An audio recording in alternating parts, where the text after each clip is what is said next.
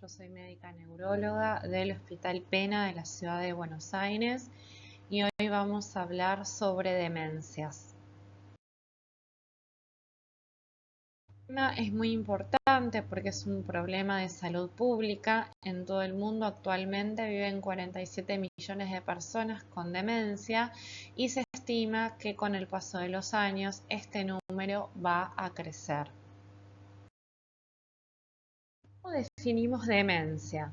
Cuando hablamos de demencia, nosotros no estamos haciendo alusión a ninguna etiología en particular, sino que estamos hablando sobre un deterioro cognitivo y o conductual que es adquirido, que puede afectar un dominio cognitivo o múltiples dominios cognitivos, pero la afectación de estos dominios cognitivos es lo suficientemente grave como para alterar la funcionalidad del paciente, ya sea en su esfera social, familiar u ocupacional. Entonces, el punto clave para diagnosticar demencia es que el paciente tenga un deterioro en sus funciones cognitivas, en un dominio o en múltiples, pero que sea lo suficientemente grave para disminuir su independencia. Hay una pérdida de la independencia. Esto lo diferencia del deterioro cognitivo leve, en el cual tenemos un paciente que en forma adquirida tiene un deterioro de su rendimiento cognitivo en un dominio o en múltiples dominios, de lo que yo esperaría para la edad y para el nivel educativo de este paciente, pero sin embargo no afecta la funcionalidad, con lo cual el paciente puede continuar con sus actividades sin ninguna repercusión. En estos casos no hablamos de demencia, sino de deterioro cognitivo. ¿Cuáles son los factores de riesgo para deterioro cognitivo y para desarrollar demencia? Tenemos factores de riesgo que son no modificables, como por ejemplo el envejecimiento. Nosotros sabemos que la demencia tipo Alzheimer afecta al 5 a 10% de las personas que son mayores de 65 años, pero si evaluamos la presencia de demencia tipo Alzheimer en personas mayores de 85 años, el 50% va a estar afectada. Otro de los factores de riesgo no modificables es la raza negra o la etnia hispana, que tenemos más prevalencia. Y otros factores son los factores genéticos, como por ejemplo el gen de la APOE4. Los más importantes son los factores de riesgo modificables porque son los que sobre los cuales nosotros podemos actuar a lo largo de nuestra vida para prevenir el desarrollo de trastornos cognitivos. Los factores de riesgo cardiovascular, como la hipertensión arterial, la diabetes, el tabaquismo, las arritmias, la dislipemia, la dieta rica en grasas, el sedentarismo, están bien identificados como factores de riesgo para desarrollar trastornos cognitivos. También estar polimedicado, tener una baja escolaridad o una vida con pobres desafíos cognitivos es un factor de riesgo también. El aislamiento social, porque el contacto social es un estímulo cognitivo en sí mismo y también estar aislado socialmente aumenta los trastornos psicológicos y psiquiátricos, y los trastornos anímicos, como la ansiedad y la depresión, son factores de riesgo para desarrollar también trastornos cognitivos.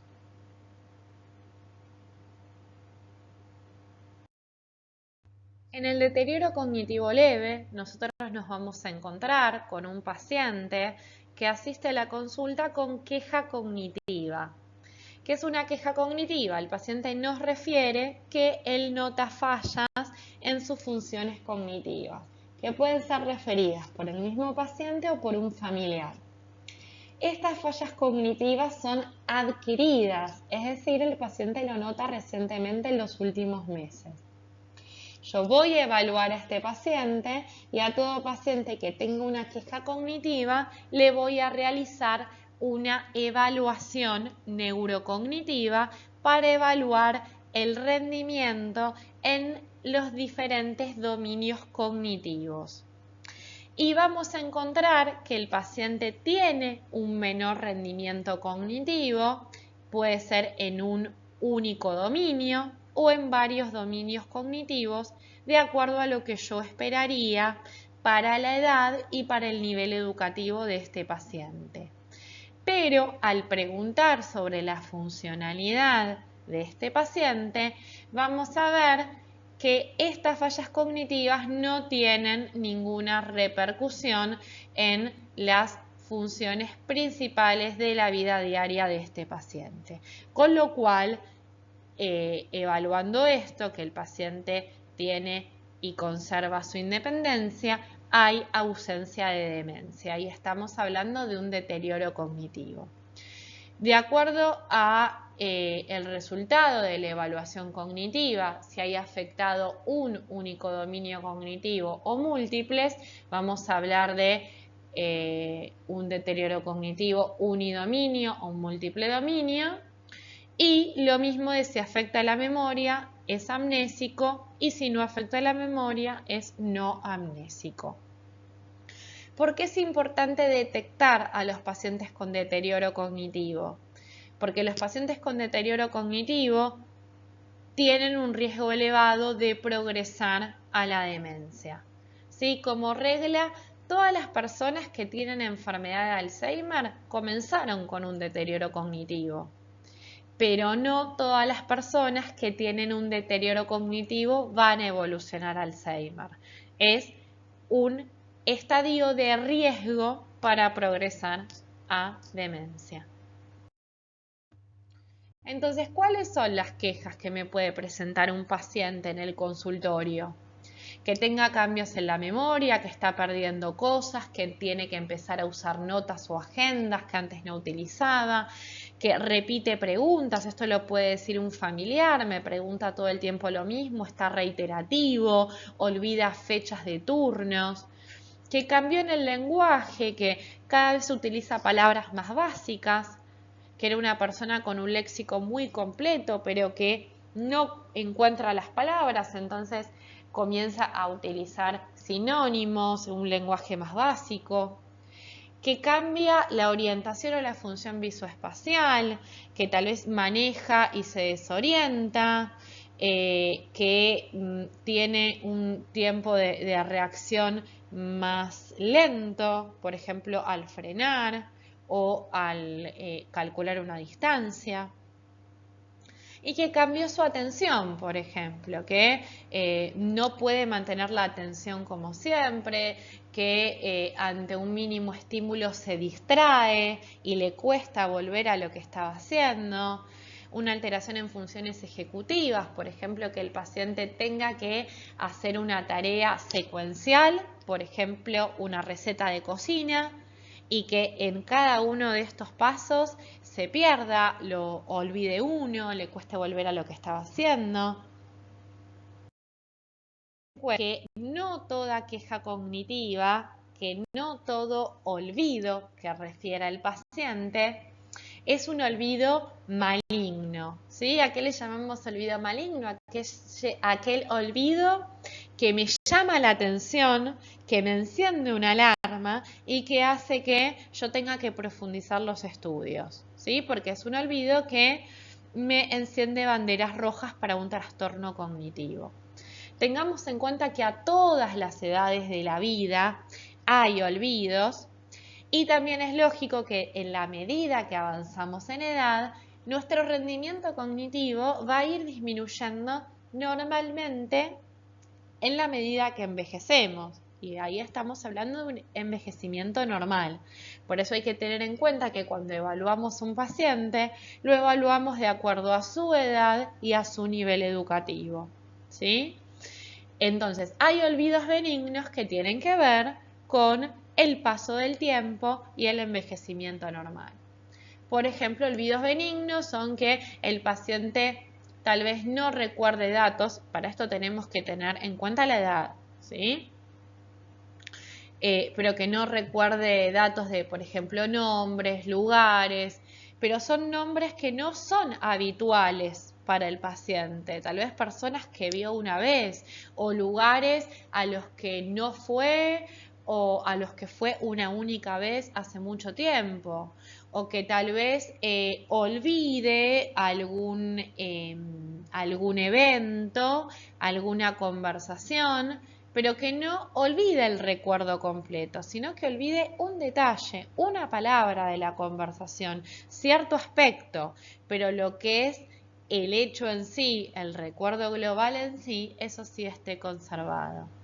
Algo muy importante es que el paciente sea consciente de este déficit, de que le preocupe, de que tenga conciencia de que esto está pasando y de que hecho el paciente intente disculparse. Esto se considera benigno porque el paciente tiene una conciencia de lo que está sucediendo. Un olvido patológico es cuando no olvida un detalle de la situación, un aspecto, una palabra, sino que olvida la situación completa, el recuerdo a nivel global. Cuando el paciente se torna reiterativo, pregunta todo el tiempo lo mismo. Cuando una de las características del olvido benigno es que, por ejemplo, yo no recuerdo dónde guardé las llaves, dónde las dejé, y luego sigo haciendo otra cosa y este recuerdo aparece, lo recupero espontáneamente. En el olvido maligno patológico no hay una recuperación espontánea posterior, no hay una conciencia del paciente de lo que está pasando, sino que cuando un familiar le marca la situación, lo minimiza o el paciente busca una explicación, a este olvido o inventa de hecho situaciones. Bueno, esta llave alguien me la cambió de lugar, alguien me la escondió en otro lado, vos la agarraste. Se suelen enojar cuando un familiar o una persona le marca el olvido y la función intelectual en general funciona disminuida con una repercusión en su funcionalidad diaria.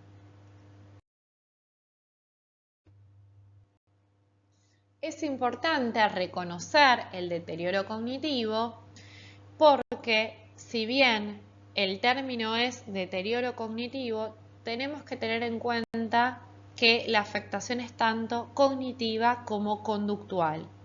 Entonces, en el 45% de los casos hay inicialmente cambios en el humor o en el comportamiento, ¿sí?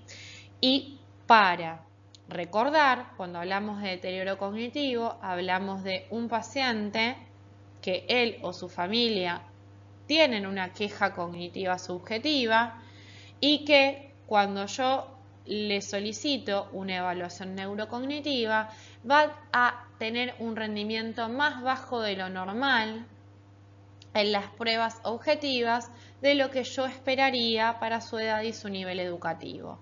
Pero sin embargo, sus funciones diarias, social, familiares, laborales, cuidado personal, van a realizarse sin ningún tipo de problemas. De acuerdo al resultado de la evaluación cognitiva, va a tener un perfil amnésico o no amnésico, y tengamos en cuenta que si el perfil es amnésico, el riesgo de desarrollar demencia en el futuro es aún mayor. Estamos detectando un riesgo de progresión a demencia. Está calculado que de los pacientes que tienen deterioro cognitivo, un 10 a 15% evolucionan a demencia anualmente. Si bien es un factor de riesgo de progresión a demencia, también tenemos que tener en cuenta que un 2 al 31%, de acuerdo al estudio que tomemos, los datos son bastante dispares, pero hay un grupo de pacientes que puede permanecer estable en el tiempo e incluso volver a la normalidad en el rendimiento cognitivo. Entonces, es muy importante poder intervenir sobre los factores de riesgo modificables. La medida más importante para disminuir el riesgo de progresión del deterioro cognitivo a demencia, como hablamos, es actuar sobre los factores de riesgo modificables, ver que mi paciente tenga los factores de riesgo cardiovascular controlados, ver que tenga una dieta sana, ver que mi paciente haga ejercicio, ver que mi paciente tenga estímulos cognitivos diarios, que haga actividades, que asista a un taller, que asista a un curso, que mi paciente no esté aislado socialmente y que si tiene algún trastorno del humor o psicológico, realice el tratamiento. Ahora, desde el punto de vista farmacológico, en la práctica se utiliza muchas veces el donepezilo, la ribastigmina o la galantamina, que son inhibidores de la colinesterasa. La realidad es que no hay una guía que avale su uso, pero puede considerarse su uso en la práctica clínica. Es importante, como habíamos hablado, la detección de síntomas conductuales o neuropsiquiátricos porque son comunes en el deterioro cognitivo y son un factor de riesgo de progresión a demencia. Entonces es importante detectarlos y realizar un tratamiento.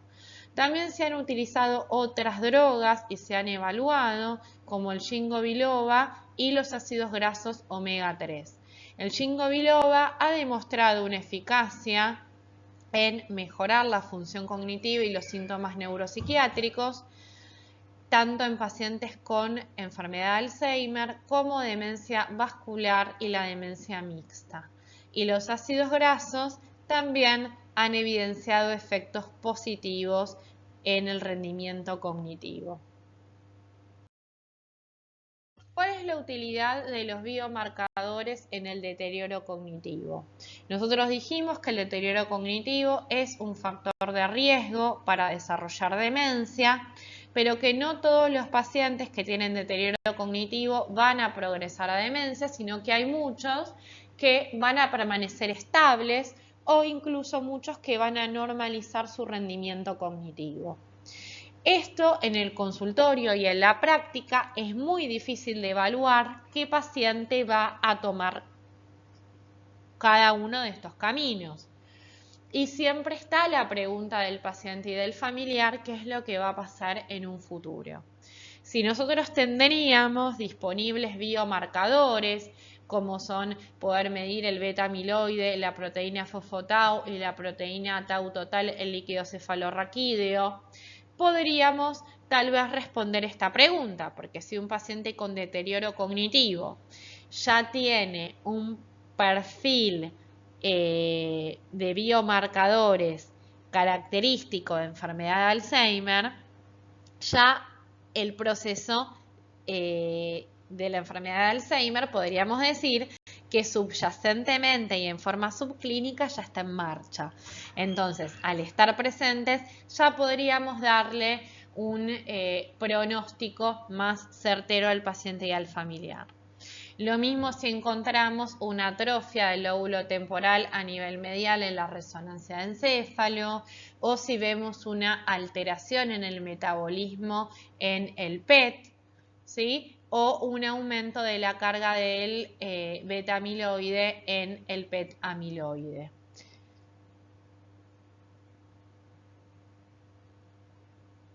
Estos estudios serían de utilidad para poder brindar un pronóstico al paciente y su familia cuando consulten en estadio de deterioro cognitivo.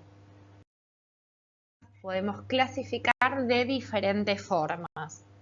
Esta es una de las clasificaciones más útiles, las podemos diferenciar o clasificar en demencias neurodegenerativas primarias, en demencia vascular y en otras demencias secundarias.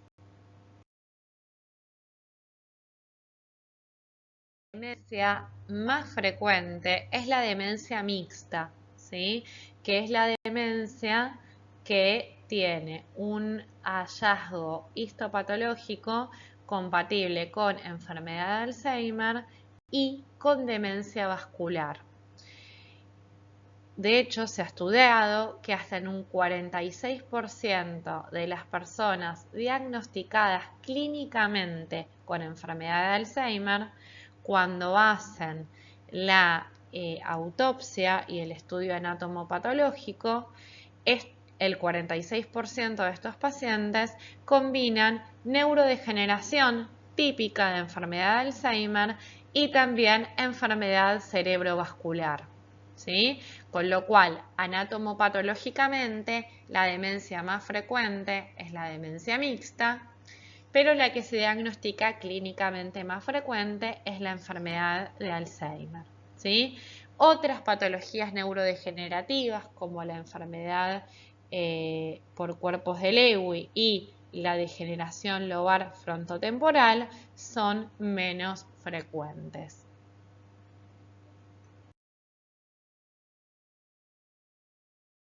Volviendo a la clasificación, en demencias degenerativas primarias encontramos múltiples causas de demencias.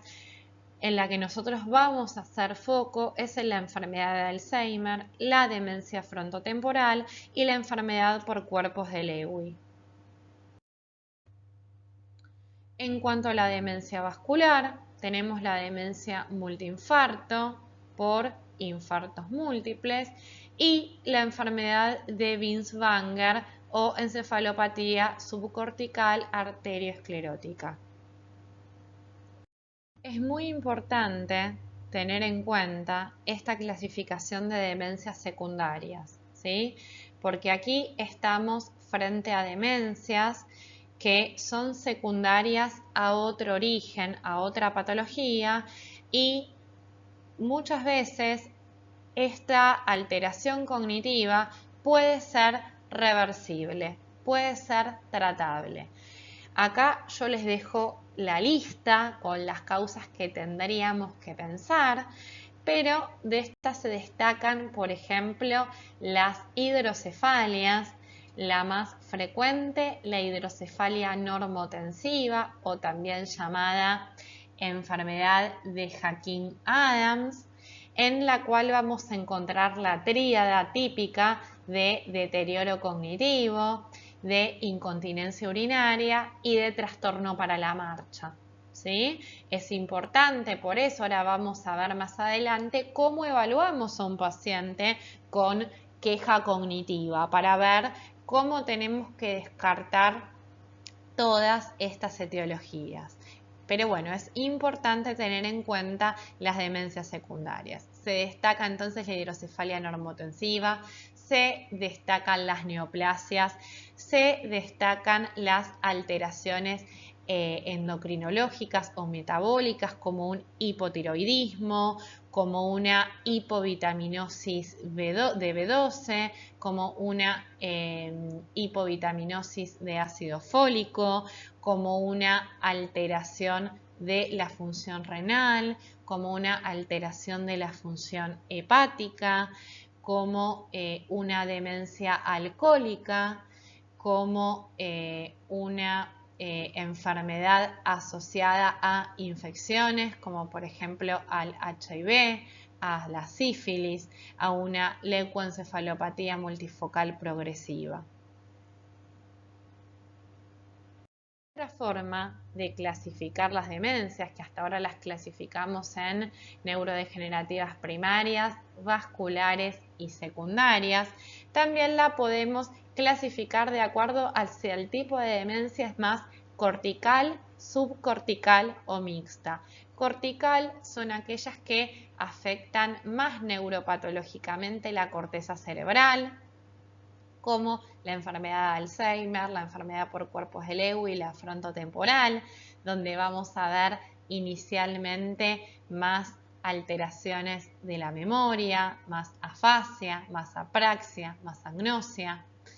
En los casos de los tipos de demencia subcortical, la afectación más neuropatológica va a ser en la sustancia blanca, como en la hidrocefalia normotensiva, la demencia asociada a enfermedad de Parkinson o de Huntington. Y aquí los pacientes inicialmente van a tener apraxia de la marcha, alteraciones motoras, más compromiso esfinteriano o de la deglución, movimientos anormales, ¿sí? Y las demencias mixtas que combinan ambos hallazgos neuropatológicos, como la demencia vascular, que desde el inicio va a tener una mezcla de ambas manifestaciones clínicas iniciales.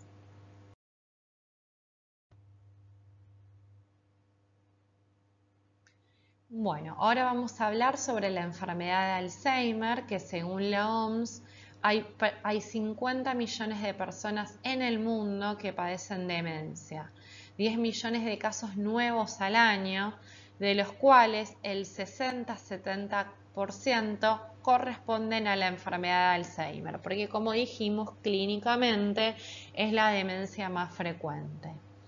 Es una enfermedad que es neurodegenerativa y que tiene un curso lentamente progresivo y fisiopatológicamente se explica por el acúmulo de beta-amiloide y de proteína tau en el cerebro, lo que genera un deterioro cognitivo progresivo e invariable de todas las funciones cognitivas, pero que inicia con una afectación exquisito de la memoria reciente.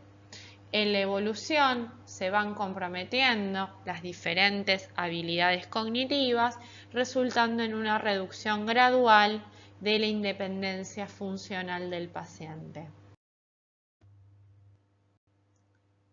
La enfermedad de Alzheimer es una enfermedad que es multifactorial, ¿sí? Hay diferentes factores de riesgo, como estuvimos viendo, que son genéticos y son ambientales. De los ambientales, el más significativo, como hablamos al inicio, es la edad, pero también tiene que ver con qué infecciones tuve en mi vida, con mis desafíos cognitivos durante mi vida, con mis factores de riesgo cardiovascular, con mi estilo de vida y con los traumatismos. En cuanto a los factores genéticos, salvo una minoría de casos, la gran mayoría de los pacientes tienen una enfermedad de Alzheimer esporádica, pero hay una minoría de casos que están genéticamente determinados. Los genes más frecuentemente involucrados son los genes de la proteína precursora de beta-amiloide, la presenilina 1 y la presenilina 2. Sin embargo, son mutaciones raras y explican menos del 1% de los casos de enfermedad de Alzheimer. La enfermedad no está aún del todo clara, pero sí hay hallazgos comunes que comparten los pacientes con enfermedad de Alzheimer. Estos son en la neuropatología, la detección del acúmulo cerebral de beta-amiloide y de proteína tau hiperfosforilada.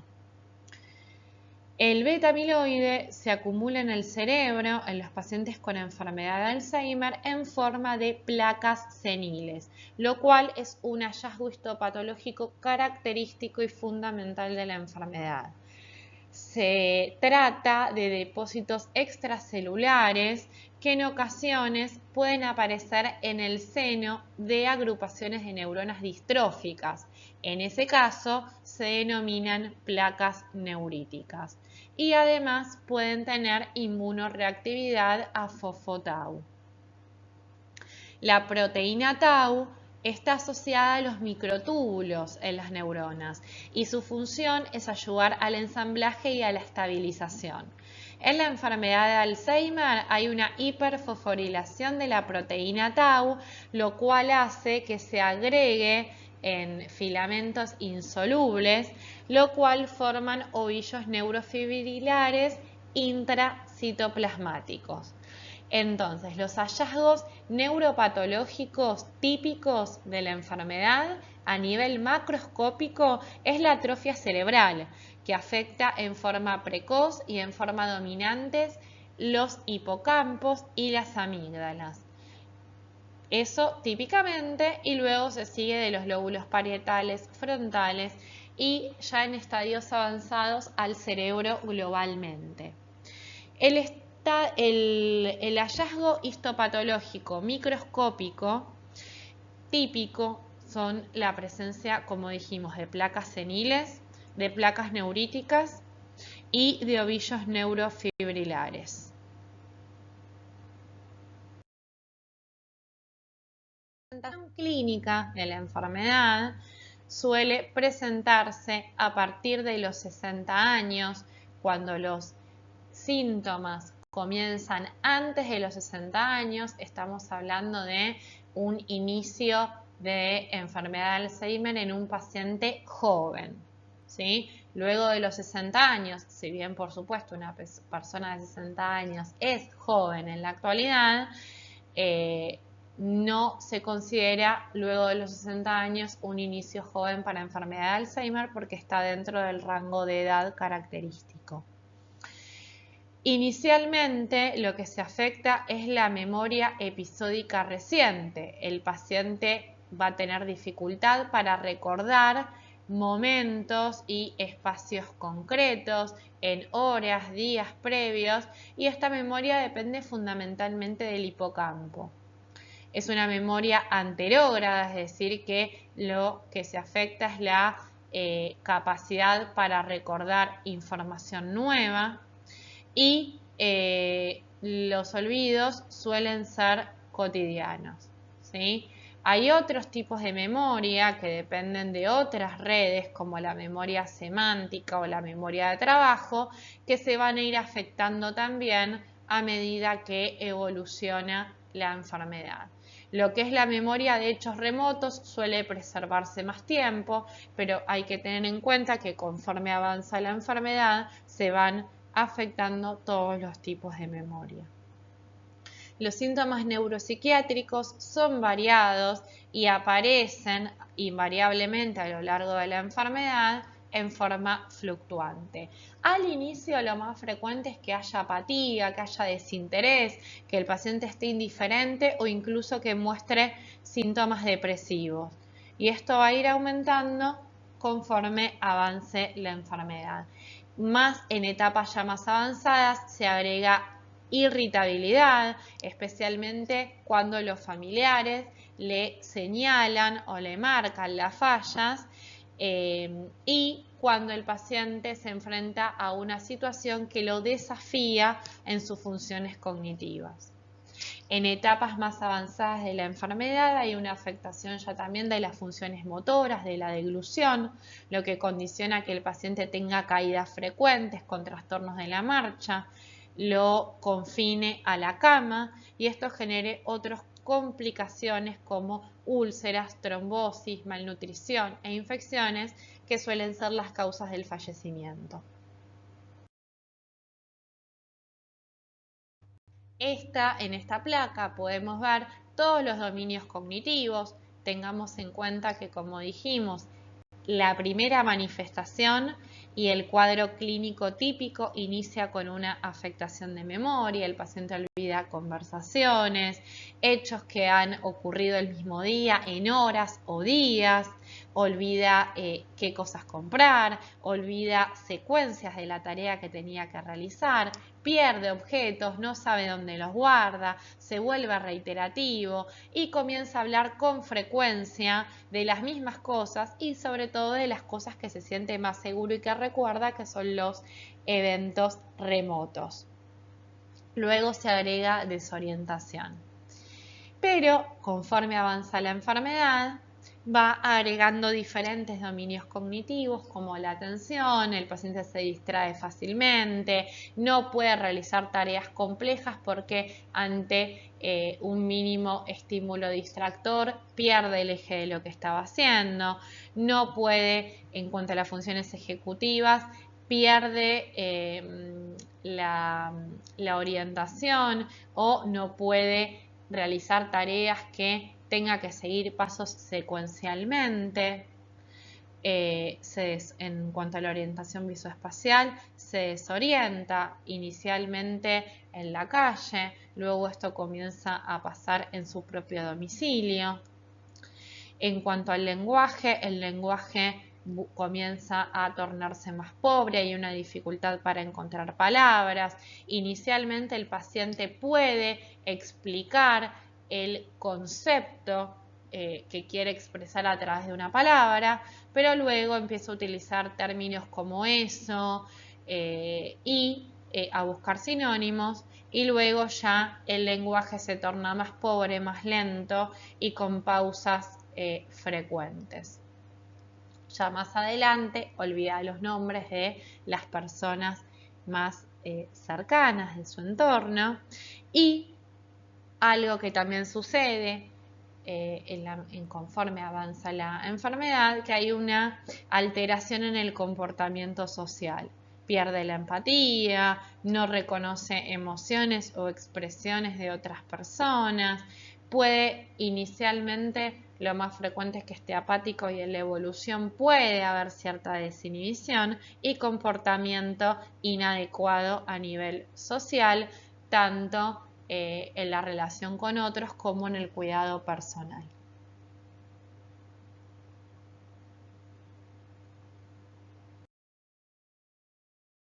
Nosotros vamos a poder encontrar en las neuroimágenes, por ejemplo, en esta resonancia que vemos aquí, un corte axial de una resonancia de encéfalo en secuencia FLAIR, vamos a poder ver que hay una atrofia que es global del cerebro, pero lo más afectado, sobre todo al inicio, va a ser a nivel temporal, medial, bilateral.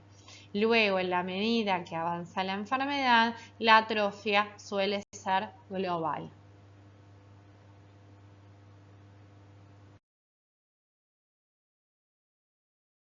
La enfermedad de Alzheimer es anatomopatológico. Esto nosotros no lo utilizamos en la práctica clínica. Nos manejamos con los criterios diagnósticos. Entonces, en un paciente en el cual tiene un trastorno cognitivo de inicio insidioso con progresión gradual y lenta, yo tengo que ver las características de este paciente, ¿sí?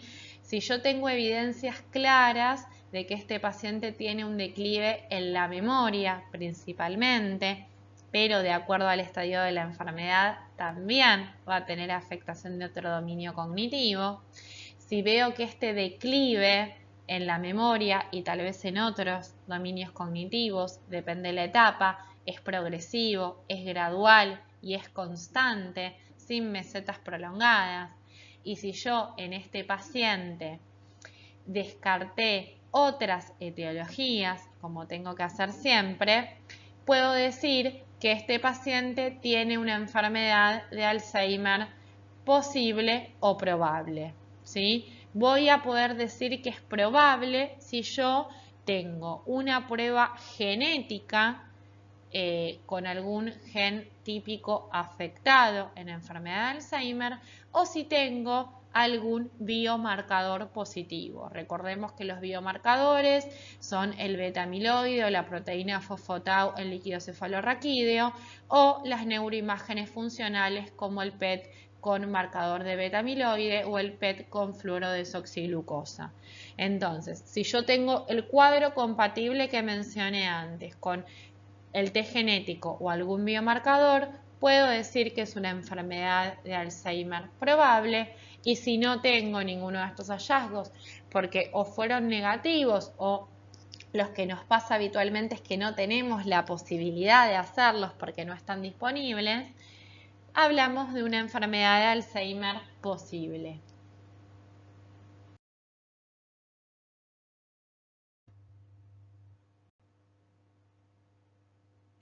La demencia por cuerpos de Lewy. La demencia por cuerpos de Lewy es una enfermedad neurodegenerativa progresiva que combina demencia, parkinsonismo y alucinaciones. La evolución es progresiva, pero lo característico es que tiene un curso fluctuante y fisiopatológicamente se relaciona con acúmulos de sinucleína en el cerebro. Luego de la enfermedad de Alzheimer, es la segunda demencia degenerativa más frecuente. Constituye un 10 a 15% de los casos de demencia que son confirmados anatomopatológicamente. La edad media de presentación es alrededor de los 75 años y es más frecuente en varones. Los factores de riesgo para demencia por cuerpos de Lewy son la edad, el sexo masculino, tener antecedentes familiares de enfermedad de Parkinson, el no haber consumido cafeína y los antecedentes de ansiedad y depresión. Histopatológicamente se caracteriza por la presencia de cuerpos y neuritas de Lewy, que son inclusiones intracitoplasmáticas eosinófilas que contienen alfa-sinucleína a nivel de la corteza cerebral. La alfa-sinucleína es una proteína nuclear de función desconocida que en condiciones normales es soluble y se puede degradar, pero en ocasiones se fosforila y forma agregados que constituyen el principal componente de los cuerpos de Lewis, los cuales están presentes en la enfermedad de Parkinson y en la demencia por cuerpos de Lewy. Por eso, fisiopatológicamente están asociados y también clínicamente. También en ocasiones pueden tener depósitos anormales de amiloide, pero el hallazgo característico son los cuerpos de Lewy.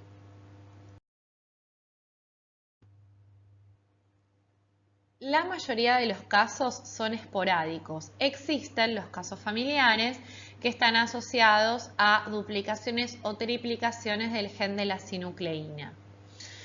La evolución clínica se caracteriza por una afectación precoz de las capacidades visoespaciales y de la atención, así como en las funciones ejecutivas.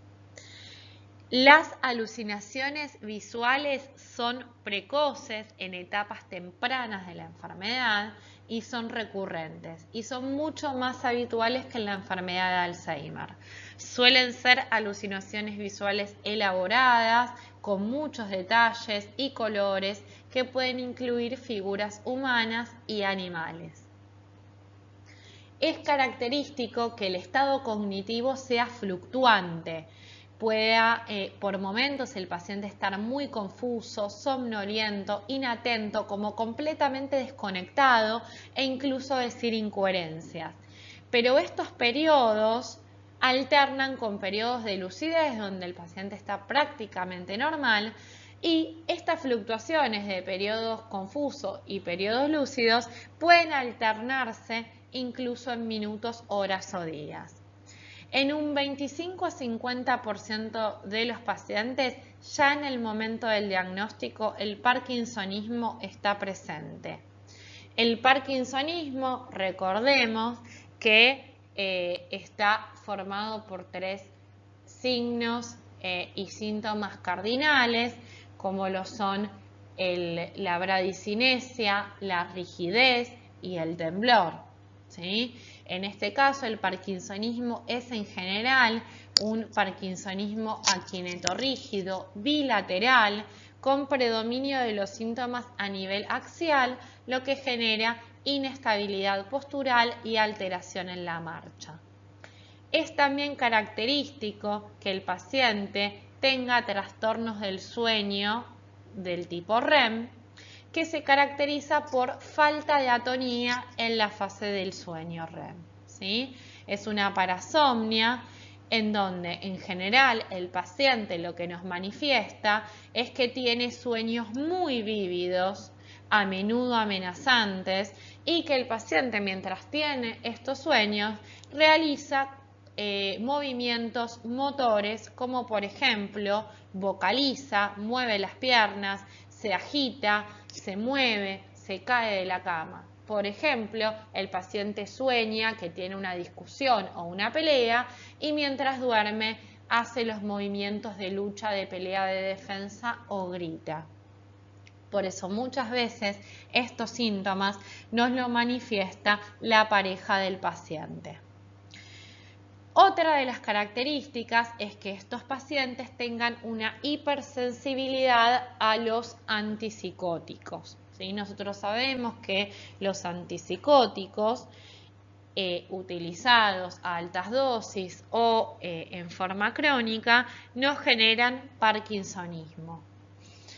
Bueno, estos pacientes son hipersensibles a estas medicaciones con una reacción de grado variable ante la ingesta de estos fármacos, incluso puede darse en una toma con dosis bajas, y pueden tener una exacerbación de su parkinsonismo que ya tienen por la misma enfermedad y pueden alterar el nivel de conciencia.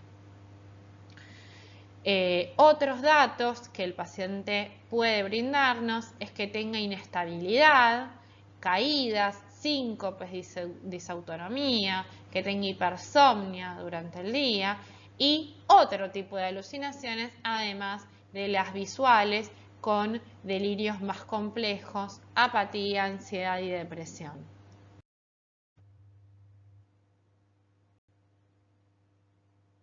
Entonces, el diagnóstico de certeza, como siempre, es anatomopatológico, pero en la clínica nos manejamos con los criterios diagnósticos.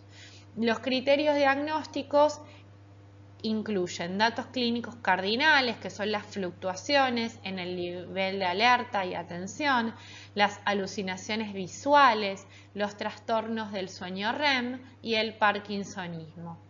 Otros datos que me van a apoyar el diagnóstico es esta sensibilidad a los antipsicóticos, que el paciente tenga inestabilidad postural con caídas, con síncopes, que haya disfunción autonómica, que haya hipersomnia, hiposmia, otros tipos de alucinaciones con delirios complejos y apatía, ansiedad y depresión. Si a estas manifestaciones clínicas típicas, habiendo descartado otras causas, yo le agrego algún biomarcador, como puede ser la hipocaptación del transportador de dopamina en los ganglios basales, que yo lo pueda evidenciar a través de estudios funcionales, yo voy a poder decir que estamos ante una demencia por cuerpos de Lewy probable. Si no tengo presencia de biomarcador, es posible.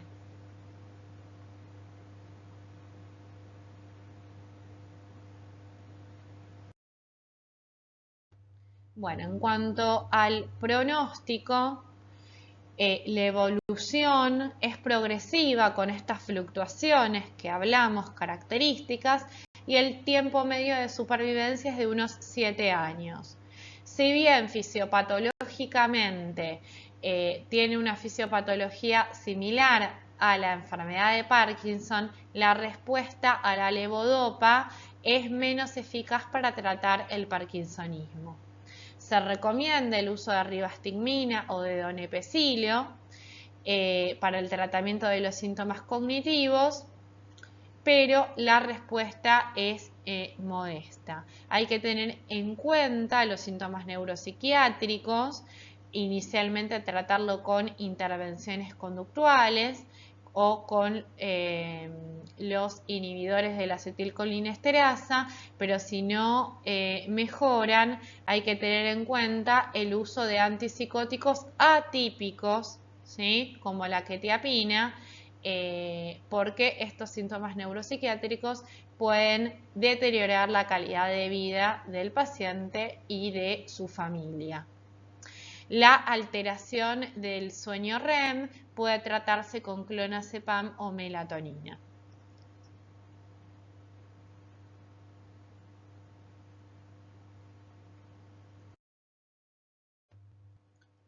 La demencia frontotemporal es una enfermedad neurodegenerativa progresiva, es una de las demencias que tienen un inicio más precoz, siendo en menores de 65 años tan frecuentes como la enfermedad de Alzheimer, ¿sí? La edad media de inicio es de unos 58 años y también tiene una leve preponderancia por el sexo masculino. Los síntomas más frecuentes son las alteraciones del comportamiento, de la personalidad y del lenguaje. Y esto se asocia a una atrofia focal en los lóbulos frontales, temporales o bifrontotemporales. Es una entidad que es heterogénea, tanto a nivel de la clínica como anatomopatológico. Y cada vez se conoce más su relación con la enfermedad de motoneurona y otras enfermedades neurodegenerativas. Hay diferentes fenotipos clínicos de esta demencia y los más descriptos son los siguientes: una variante conductual o frontal y otros dos tipos de demencia frontotemporal que afectan fundamentalmente el lenguaje a nivel temporal. Una afasia primaria variante semántica y una afasia primaria variante no fluente, ¿sí? En muchos casos se trata de una enfermedad heredada, sobre todo cuando hablamos de la variante conductual o frontal. Y más que nada, si además tienen una enfermedad de motoneurona asociada. El 40% de los pacientes tiene una historia familiar, ya sea de demencia o de algún otro trastorno psiquiátrico. Y en un 10 a 15% hay un claro patrón autosómico dominante. En este caso, los criterios diagnósticos van a depender de la variante de demencia que estemos sospechando, ¿sí? Si estamos sospechando en la demencia frontotemporal, variante conductual frontal, los datos clínicos característicos van a hacer que el paciente va a estar desinhibido, va a tener conductas inapropiadas, va a estar apático, va a perder la empatía, va a tener comportamientos perseverantes, repetitivos, compulsivos, va a haber una hiperoralidad. En general lo que pasa y en etapas tempranas de la enfermedad es que el paciente tiene una compulsión por picotear, por comer sobre todo dulces. Si fuma va a aumentar exageradamente la cantidad que está fumando. Y en cuanto a datos objetivos en la evaluación neurocognitiva, nosotros vamos a ver que lo que más va a estar alterado van a ser las funciones ejecutivas y la fluencia verbal. En cuanto a las neuroimágenes, lo que nosotros vamos a encontrar fundamentalmente a nivel de cuando sospechamos o cuando estamos frente a un paciente con la variante conductual es una atrofia frontal. Puede ser una atrofia frontotemporal, pero si el paciente tiene un perfil conductual, la atrofia va a ser mayor, especialmente a nivel frontal. Recordemos que hasta un 20% de los pacientes pueden asociar signos de enfermedad motora, de motoneurona, y que podemos encontrar signos de liberación frontal a nivel del examen. Si hacemos una imagen funcional, como es un SPECT o un PEC, vamos a poder encontrar, respecto a cuál sea el estudio, una hipoperfusión o un hipometabolismo frontotemporal y más específico frontal a nivel de la variante conductual. Cuando estamos frente a un paciente que tiene una demencia frontotemporal de variable o de la variante, mejor dicho, afasia primaria progresiva, ya sea semántica o no, vamos a estar frente a un paciente cuya clínica fundamental va a ser la alteración del lenguaje. Y va a ser el síntoma inicial y el síntoma que va a ir empeorando más en la evolución. Obviamente en ambas variantes nosotros lo que vamos a tener que hacer va a ser descartar siempre otros diagnósticos diferenciales.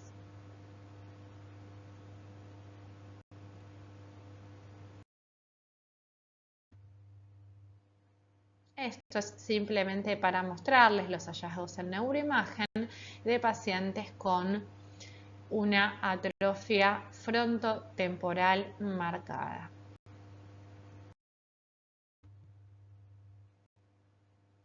La demencia vascular es un síndrome heterogéneo en el que el paciente tiene un daño vascular cerebral isquémico que afecta las funciones cognitivas del individuo, lo cual hace que se afecte su independencia, por eso estamos hablando de una demencia. Hay que tener en cuenta que estos pacientes tienen factores de riesgo vascular, hipertensión, diabetes, dislipidemia, obesidad, cardiopatía, y que el cuadro cognitivo va a depender de las áreas cerebrales que estén afectadas, ¿sí? Además, se asocia a síntomas conductuales y a síntomas neuropsicológicos que están relacionados también a la localización de los infartos. Si el paciente tiene más infartos frontales, va a tener más alteraciones conductuales. Si tiene más daño vascular a nivel parietal u occipital, va a tener más alucinaciones. Y tengamos en cuenta que la examinación física de estos pacientes vamos a encontrar signos focales por este daño vascular que el paciente tiene a nivel cerebral. Entonces nos vamos a poder encontrar con alteraciones motrices, sensitivas, visual, y los hallazgos van a depender de la distribución de la carga lesional vascular a nivel cerebral. Sí, la demencia vascular suele ser una demencia de tipo subcortical asociada a los infartos lacunares o a las lesiones vasculares de la sustancia blanca, que se da por daño microangiopático en los vasos pequeños cerebrales. Esta es la forma más frecuente, no tanto por ACVs isquémicos, sino por el daño de los pequeños vasos cerebrales por isquemia cerebral crónica. Es la forma más frecuente y antes se denominaba como enfermedad de Binswanger o estado lacunar. En la resonancia lo que vamos a ver es en general una gran carga lesional isquémica en sustancia blanca. Y la resonancia en corte axial, aquí señalamos un flare y se ve a nivel periventricular que se extiende en realidad desde la región periventricular hacia corteza, todo un daño subcortical de la sustancia blanca. Aquí vemos en el GRE algunas microhemorragias también como muestra del daño vascular.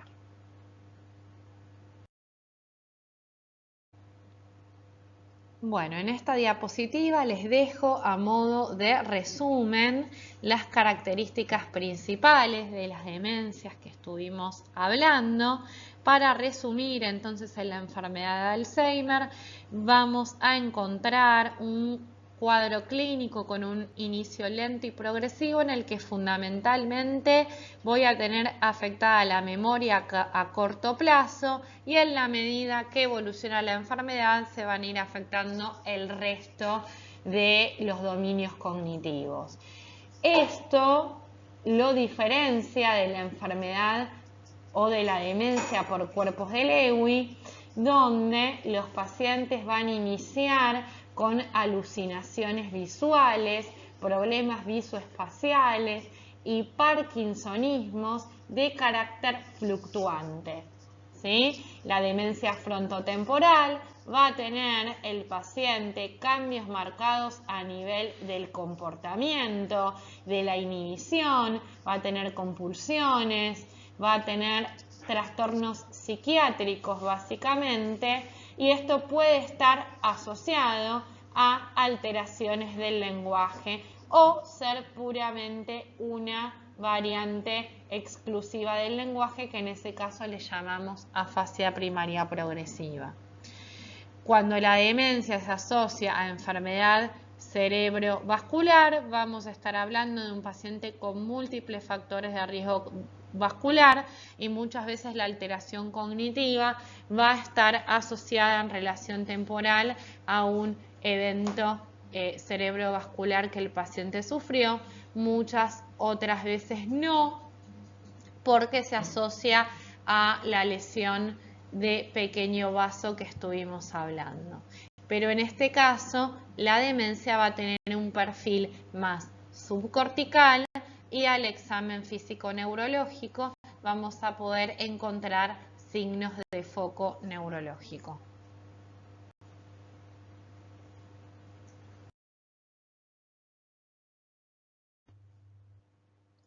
Entonces, ¿cómo estudiamos a un paciente que concurre al diagnóstico con una queja cognitiva?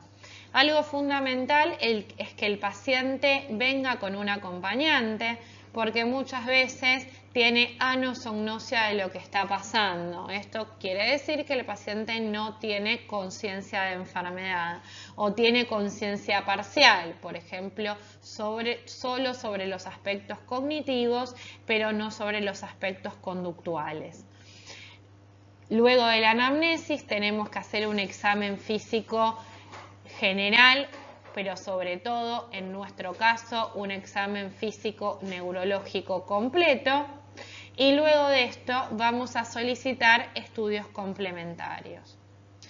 Salvo que estemos pensando en algo agudo, el estudio de imagen de elección es una resonancia de cerebro, donde yo voy a poder evaluar el perfil de atrofia que tiene el paciente, si es que tiene atrofia o no, si esta atrofia es más de la enfermedad de Alzheimer como a nivel temporal, medial, o es más frontal, ¿sí? El perfil de atrofia me va a orientar hacia alguno de los diagnósticos.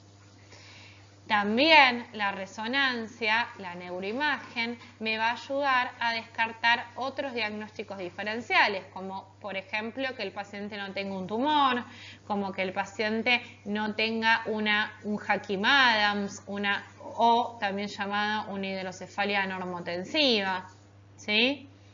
Entonces la resonancia me va a ayudar a orientar el diagnóstico y a descartar diagnósticos diferenciales.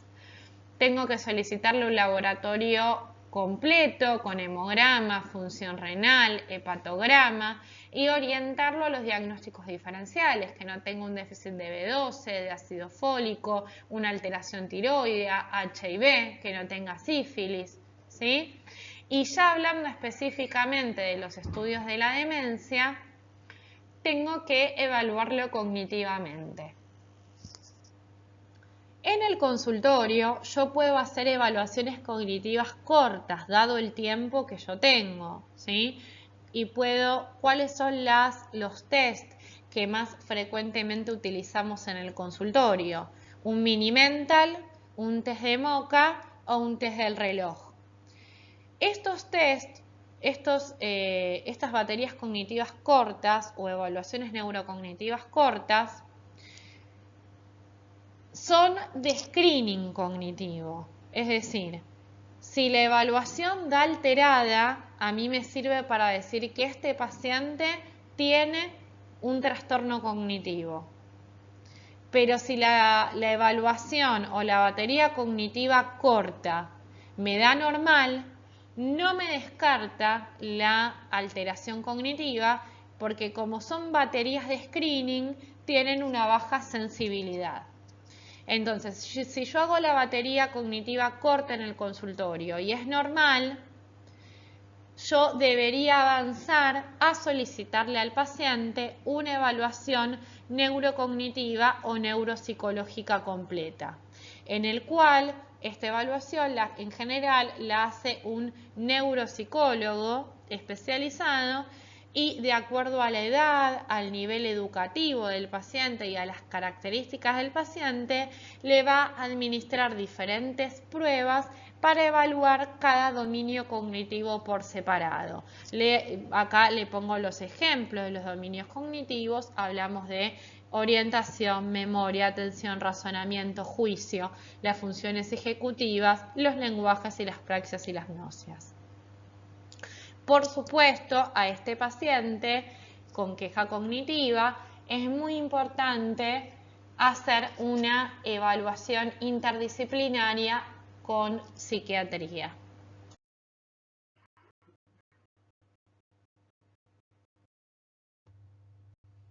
Aquí les dejo lo que sería una evaluación de MoCA y un mini mental test para que lo puedan evaluar.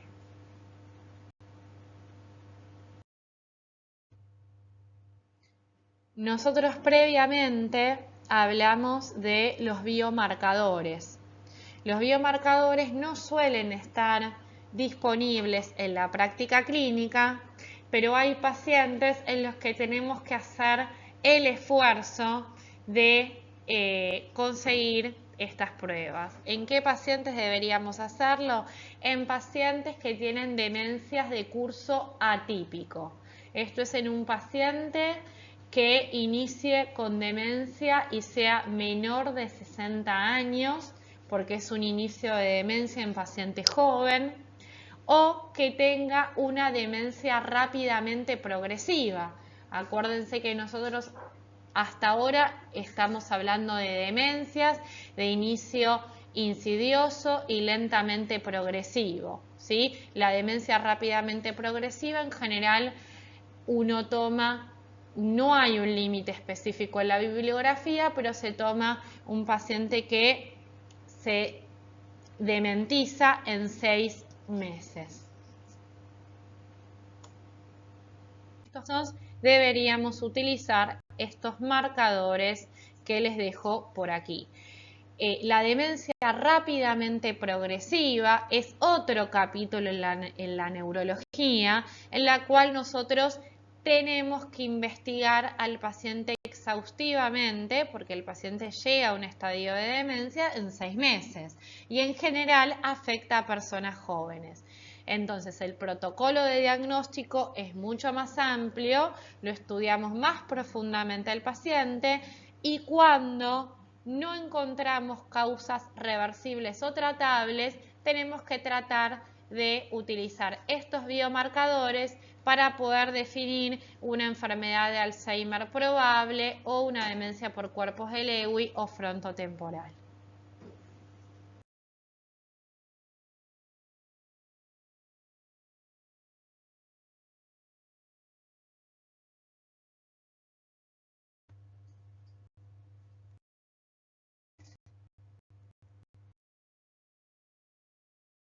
Teniendo en cuenta los aspectos farmacológicos y no farmacológicos.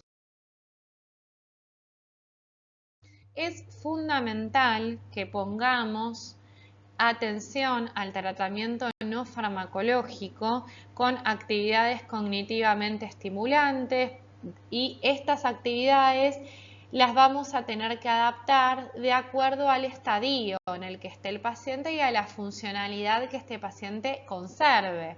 Si el paciente es todavía funcional, que evite el aislamiento social, que haga actividades grupales, que asista a talleres de memoria o a talleres de lectura, que haga actividad física grupal. Pero bueno, si el paciente luego va avanzando en la enfermedad y va perdiendo esta funcionalidad, en cada estadio siempre hay actividades que podemos proponer para estimular, como por ejemplo juegos en casa, lecturas, pintura, dibujo, llevar una agenda. Es fundamental el ejercicio físico tanto para prevenir los trastornos cognitivos como parte del tratamiento del trastorno cognitivo ya instaurado. Las interacciones sociales son fundamentales, hay que evitar el aislamiento social, que el paciente tenga contacto con personas de su familia, pero también con personas ajenas a su familia. Que tenga una dieta saludable, mantener una correcta higiene del sueño, tener en cuenta si el paciente puede cuidarse solo en cuanto a la vestimenta, a la higiene personal, tener en cuenta si el paciente puede mantener la seguridad o ya está en un estadio en el cual tenemos que tener en cuenta si tiene un riesgo con el manejo de electrodomésticos, si puede conducir, si puede hacerse cargo de los cuidados de su hogar. Es importante charlar con estas cosas, sobre todo con la familia, para que en el momento del diagnóstico ellos sean conscientes de cuál va a ser la progresión y el pronóstico de la enfermedad y puedan anticiparse al cuidado en etapas más avanzadas.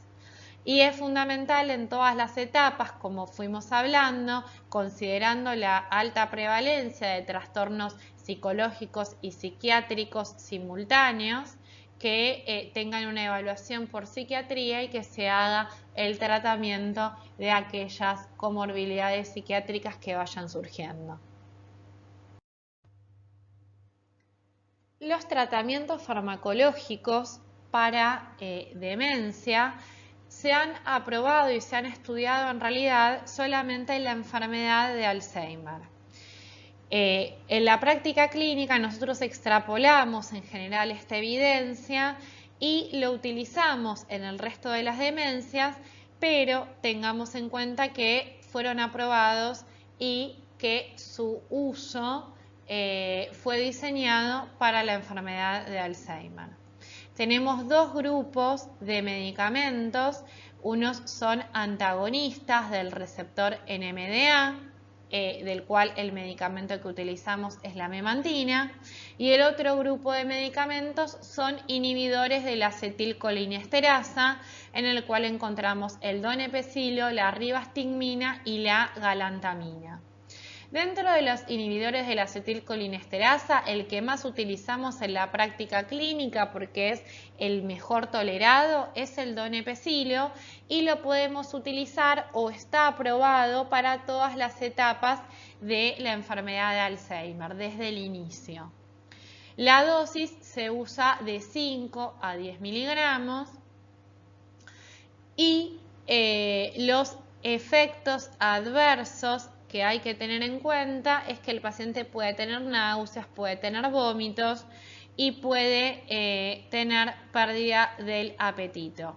Como es un inhibidor de la acetilcolinesterasa, antes de iniciar el tratamiento y durante el tratamiento tenemos que realizar un control cardiológico con un electrocardiograma informado, ya que está contraindicado en caso de bradicardia. En el caso de la memantina, es un antagonista del receptor NMDA. En general iniciamos a dosis bajas de 5 miligramos y luego vamos aumentando de acuerdo a la tolerancia hasta 20 miligramos.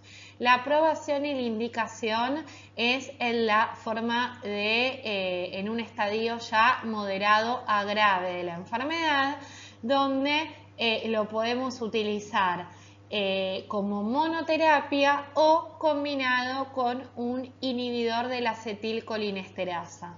La verdad que la memantina es un medicamento bien tolerado y el efecto adverso que más frecuentemente vemos en la práctica clínica es la cefalea. Tengamos en cuenta que ambos tratamientos con antagonistas del receptor de la NMDA y también los inhibidores de la acetilcolinesterasa son tratamientos que no son curativos de la enfermedad. Cuando la enfermedad de Alzheimer inicia, esta sigue progresando invariablemente, ¿sí? Estos tipos de tratamiento, el objetivo del tratamiento es lograr una progresión más lenta de la enfermedad.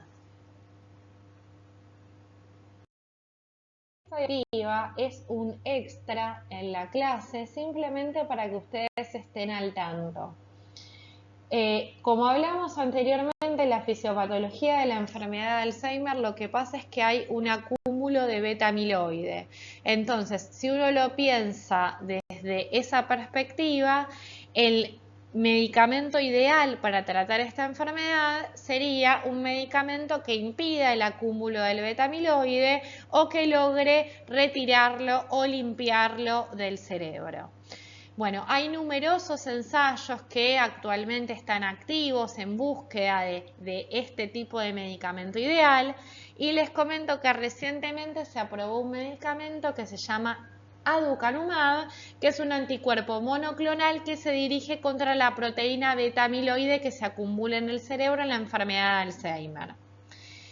Se hicieron varios ensayos clínicos, 2 al menos, y solo en uno de los ensayos clínicos esta medicación arrojó un resultado positivo, con lo cual los resultados son prometedores, pero no dejan de ser polémicos por ser positivos en solo un ensayo clínico. Pero el medicamento fue aprobado. Es importante igualmente considerar que si bien el mecanismo de acción, por ser un anticuerpo monoclonal dirigido contra el beta-amiloide, el mecanismo de acción sería el mecanismo ideal, en este caso el aducanumab no detiene la enfermedad en el ensayo clínico que se realizó, ese fue el resultado que arrojó, que no detiene la enfermedad, sino que la enlentece, se estima en un 30%. Pero las líneas de investigación en cuanto a la farmacología en la enfermedad de Alzheimer van en esta línea, buscando este medicamento ideal que tenga como blanco terapéutico el acúmulo de beta-amiloide a nivel cerebral.